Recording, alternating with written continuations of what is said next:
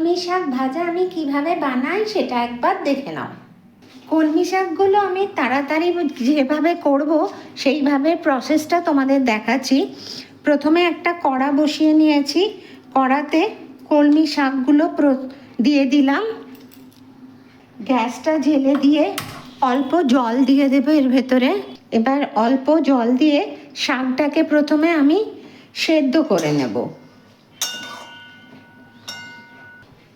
কড়াতে একটা থালাকে ঢাকা দিয়ে দিয়েছি। এই প্রসেসে যদি তোমরা কলমি শাকটাকে বানাও খেতে কিন্তু একই রকম টেস্ট হবে, কিন্তু হয়ে যাবে খুব তাড়াতাড়ি।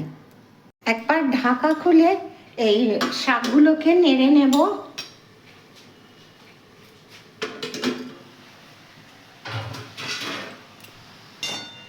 অল্প জল দিয়েছিলাম আর শাক থেকেও কিন্তু জল বেরিয়েছে। আবার আরেকবার ঢাকা দিয়ে শাকগুলোকে একটু ভালো করে সেদ্ধ করে নেব। আরেকবার ঢাকা খুলে দেখে নিই যে শাকগুলো সেদ্ধ হয়েছে কিনা।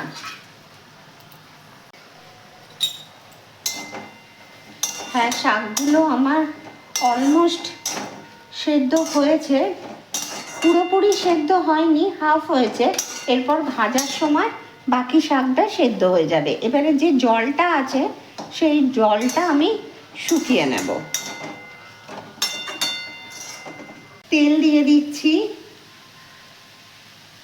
একটু পাঁচফোড়ন দিলাম আর তার সাথে একটা শুকনো লঙ্কাকে ফাটিয়ে দিয়ে একটু নেড়ে নেব।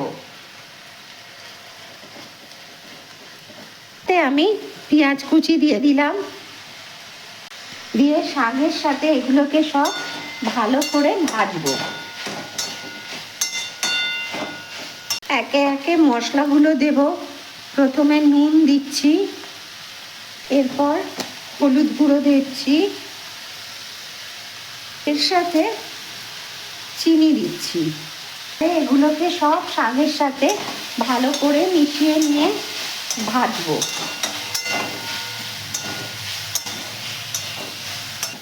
দেখো আমার শাকগুলো ভাজা হয়ে গেছে আর অনেক তাড়াতাড়ি আমি করেছি এগুলো। এই রকম ছোট্টখাট্ট টিপস যদি আমরা রান্নার কাজেতে ব্যবহার করি তাহলে সব কিছুই কিন্তু আমাদের খুব তাড়াতাড়ি কাজগুলো হয়ে যায় আর টেস্টও একই রকম থাকে। কলমি শাক ভাজা আমার রেডি। গরম গরম পরিবেশন করো ভাতের সাথে।